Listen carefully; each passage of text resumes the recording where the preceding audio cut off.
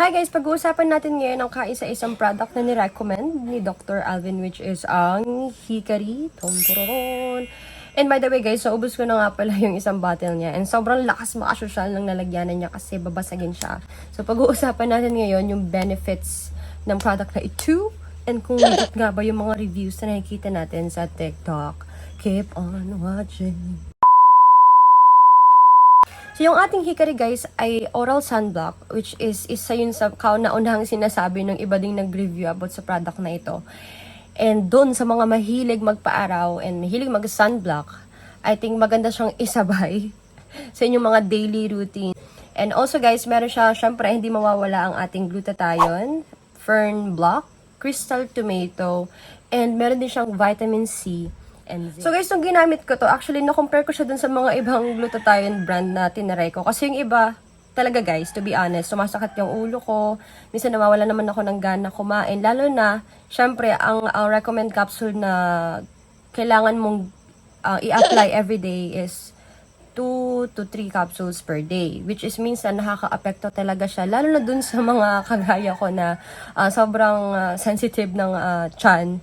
Doon sa mga petite body dyan, ayan. So, yung mga ganong glutathione, magandang gumamit yung mga ganong klaseng effect doon sa mga tao na gustong magpapayat ng katawan. And para sa akin, syempre, alangan naman magpapayat pa ako ng aking katawan. Diyos ko, baka ako ay maging isang walis tingting na. Kaya sobra talagang tinatest ko muna, and then pag na-try ko na hindi siya okay sa digestion ko, like nawawalan ako ng gana kumain, or feeling ko laging busog ako, which is hindi pa ako kumakain, so tinitigil ko na siya kahit maganda yung effect niya sa skin ko. And itong Hikari natin guys, ito yung current na ginagamit ko ngayon. And compared dun sa ibang brand, mai-assure ko sa inyo na hindi kayo mawawalan ng gana kumain. Kasi nga, meron siyang vitamin C and zinc. And alam naman natin guys na once nagtitake tayo ng vitamin C, ginaganahan talaga tayo kumain. And ako nga, actually, hindi na rin ako ganong nagkakaroon ng sipon ngayon. Like, para talagang nagtitake ako ng glutathione plus vitamins din sa katawan. Ganon. Hikari, parang nakatulong din siya sa akin sa mga hormones ko and sa mga dark spots ko since meron siyang crystal tomato. By the way, dun sa mga hindi nakakaalam ng crystal tomato, pansin naman natin guys na ang tomato, paborito ko nga pala yun. So yung kamatis or tomato, ay ginagamit siya dun sa ating mga rejuvenating set. Like, pinakita na ako na crystal tomato rejuvenating kenemers, ganyan. And maganda ang tomato guys. Actually, nagawa na rin ako ng video about sa tomato. Pampaputi ng kilikili, ganyan, or ng mga singit, which is sobrang legit. Pag nagpahid kayo ng tomato talaga. Pero hindi araw-araw, like every other day. Nakaka-lighten talaga siya ng mga sensitive area ng ating katawan. Ganyan. And itong ating Hikari ay may crystal tomato, which is nung nag-research ako, ang crystal tomato, nakakatulong siya para maalis yung ating mga dark spots. So, alam naman natin guys na pag nagre-rejuve tayo, yun yung way na ginagawa natin para matanggal ang ating dark spots. So, ganito rin itong ating Hikari. Nakakatulong siya para maalis yung mga dark spots natin.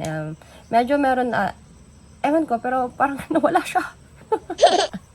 Medyo nawala na siya talaga as in. Kasi minsan yung mga ginagawa nating solution sa mga skin problems natin, laging external or labas. Like, kailangan ipahid yung ganito, ganyan. And minsan hindi natin namamalayan na baka internal na pala yung kailangan nating remedy or solusyon sa ating mga pimples and dark spots. Ganyan. And since nagtakaw talaga ako dito, I'm sorry pero nagtakaw talaga ako.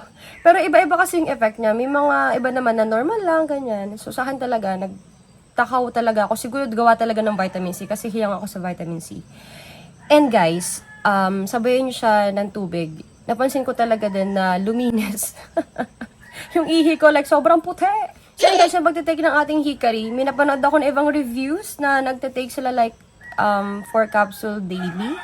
Kasi nga guys, twice or 2 capsule in the morning or 2 capsule in the evening. May ganon. Pero ang nakalagay dito sa bottle natin, take to 2 to 3 capsule daily. So minsan, pwede ka mag-take isa sa umaga and then isa sa gabi.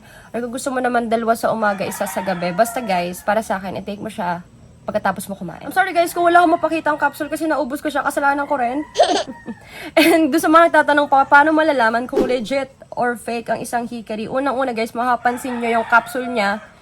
Ang legit hikari, may nakalagay na hikari dun sa capsule. Yung sealed niya, meron siyang pinaka-sealed. Alam niyo yung nakikita niyo sa ketchup na puti, na parang ostra, ganyan.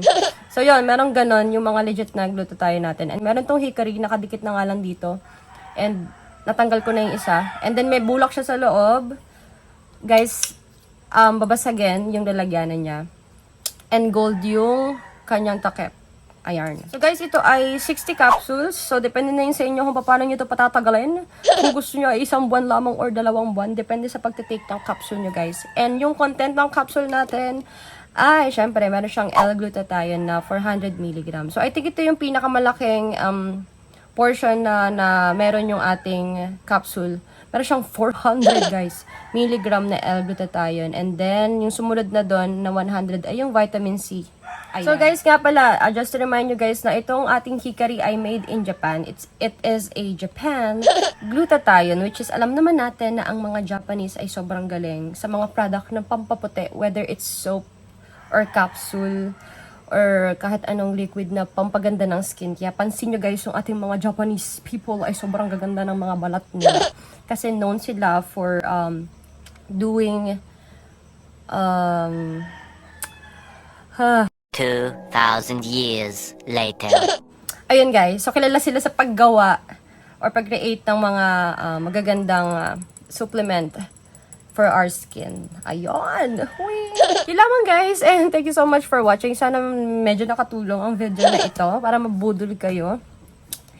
And isa lang sa mapapayo ko sa mga nagtitake ng kahit ano dyan, consistency is the key guys. Walang magic like pag tinake mo kinabukasan ay nandun na yung effect. So kailangan nyo lang maging consistent and also bawasan na rin yung mga food na tinitake natin sa katawan natin na nagkakos sa atin para maging madumi ang ating blood circulation. Kineme, alam nyo na yon.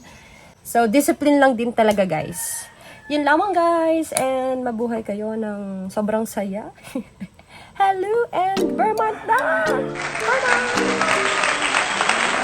Bye-bye!